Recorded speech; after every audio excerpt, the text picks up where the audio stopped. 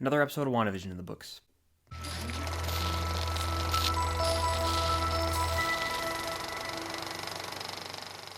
What's going on, guys? I'm Chris, and welcome back to yet another WandaVision Friday. I'm joined by Cam, as always, and we're talking about our spoiler-filled thoughts for WandaVision Episode 7. The hype was real going into this. Cam, what'd you think? Boy, do I have some thoughts about What'd you this think? episode. Go for it. Should I start with the good news or the bad news? All of it. Just go for it. Starting off with the positives of the episode. Monica, top tier MCU character. She's amazing. She's everything to me. I love her. She's one of the best female characters in the MCU already.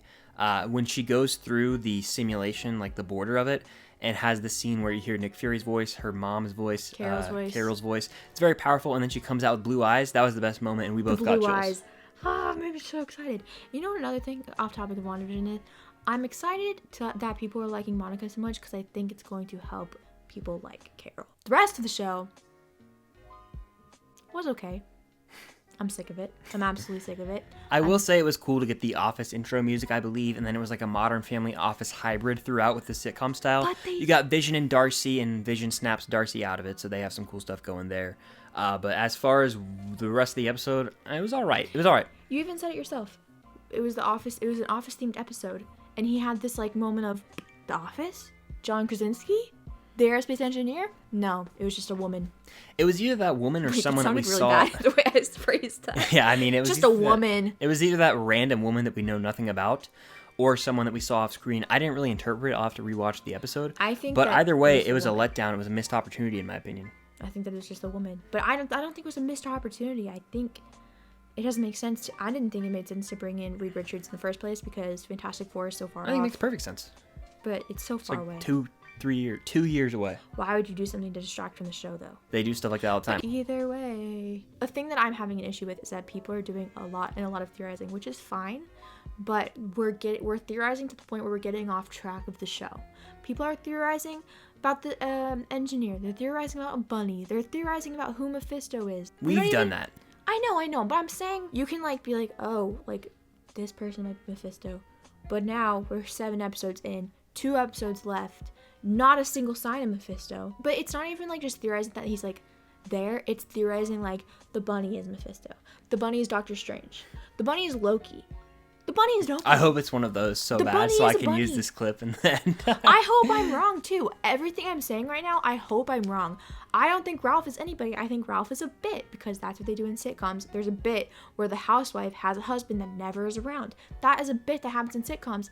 And people are theorizing all over the place about Ralph. And I think that Ralph is a bit. Another thing about theorizing is it's so much fun. And I can't say it's not. I made a 20-minute video after the first 2 episodes of WandaVision theorizing. I can't say crap, right?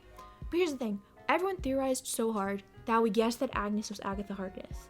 And I feel like if no one theorized that hard, if nobody guessed that, or if a few people guessed it, but not everybody guessed that, then that reveal would have been insane.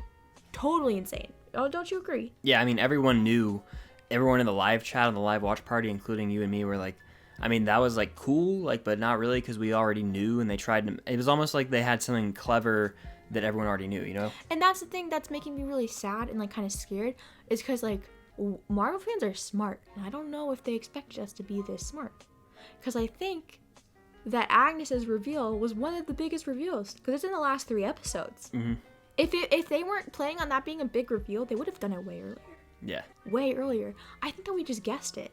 And I think that being one of the reveals is such a letdown to people, which makes me so sad because I think I'm picturing people at Marvel cooking up and being oh, this is gonna be so good.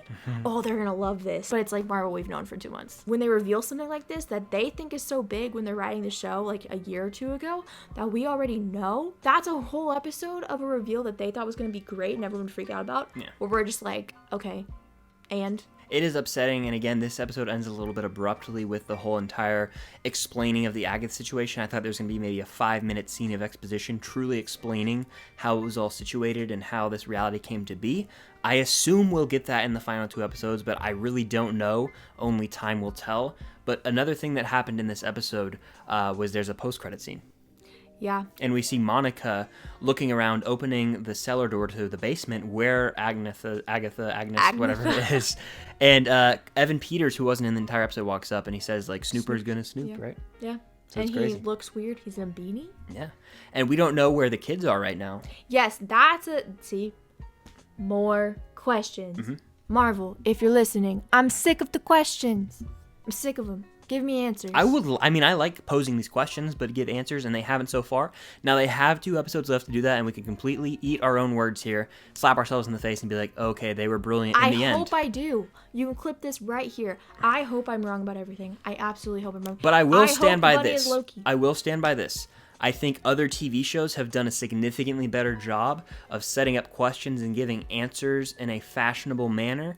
And Stranger Things, Game of Thrones, The Mandalorian, all these shows will give you little things each week to give you some. Like, they're not just holding you dry the entire time. I agree. I think WandaVision is great at a lot of things. Mm-hmm. But one of the things I think it's really, really lacking is being good at pacing. I really think it is. And I'm worried these next 2 episodes. Like, the first 15 minutes are always they're screwing around. Yes. And then it gets crazy good to the last, 5. And then they cut the credits, which are insanely long. Yes. And I think I said this in your live stream, but I'm going to say it again here. If we hypothetically took every theory that's been said into account, the bunny is someone, Ralph is someone, Mephisto's in there somewhere, Pietro is someone special, someone's gonna get it right, Marvel, you know? Captain Marvel might show up, Doctor Strange might show up, Hawkeye might show up, people think that Nick Fury might show up. No way that all of that's going to happen in the next 2 episodes. And if they tried to, that's going to be a mess. I'm getting more and more worried every week that this show is not going to end with an answer. I think it's going to bleed into Doctor Strange. I really, really think it is. Yeah, I'm more concerned that I think they might have a little bit of finality with it, but I'm more concerned about actual big players showing up and everyone being disappointed because everyone said Doctor Strange, Captain Marvel, like you were saying, and I don't know how they could bring them in at this point with the story that's been set up. It might not fit. And I was one of those people who made a video about Captain Marvel showing up, who really wanted Doctor Strange to show up. The only one I could see showing up now, truthfully, is Doctor Strange towards the very end of the last episode. I think that, I agree with you. I think that everyone's theorizing all these other big players coming in, but I think that the show is just focused on the people in the show already. I think, yeah. We have our villain, Agnes. We have our hero, Monica. We have our struggling character, Wanda. And then Vision's kind of just out there. You're like, yeah, so I don't know how many more characters they have room to bring in. And the kids and Evan Peters, we have our mystery character, Evan Peters, and we have our damsels in distress, Tommy, Billy, and Vision. Think about the MCU movies. How many movies do they actually have people come in? Not much. Not much. The Avengers movies and Civil War, and that's it. It's a very rare thing that things like that happen. So, maybe our expectations are too high. We're theorizing too much. It's sad. It's a sad truth. I hope these last 2 episodes are at least 50 minutes. I hope I eat every word that I just said in this video. I really, really hope I do. I'll say though, the Agnes reveal was super cool. Although we kind of knew it, it was cool how they did it. I liked her little theme song. It was cool seeing her do stuff. I like that her powers are purple. I said this in your live. I like that we have Wanda as red, Monica as blue, and Agatha as purple. Those are nice colors. I think that it sets up the last 2, but will we get answers? I don't know. We'll be back next week with our thoughts on episode 8 and a watch party for episode 8. So stay tuned for that. Head over to Cam's channel for all of her content, all of her links for social media down below. When I post once a month. This is true. Definitely hit the like button. Comment your thoughts on the episode down below. Overall, I thought it was a fine episode. It was entertaining. I enjoyed it, but I wanted a little more from it. And I think most people can agree with that. I think you're on the same page with me there. I think it's important to say that you are allowed to love something while also critique it. I love WandaVision, and I don't want anyone to think that I hate it. I absolutely love the show, and I think that it is amazing so far. However, I still am allowed to critique it and point out that it has flaws. I think this is just a big message for everyone out there who are sequelists. WandaVision is becoming divisive. It really is. And we'll see how it wraps up in the next 2 episodes. Maybe in episode 10, who knows. But thank you all for watching. Stay tuned for more content coming soon. Until next time, see you guys later.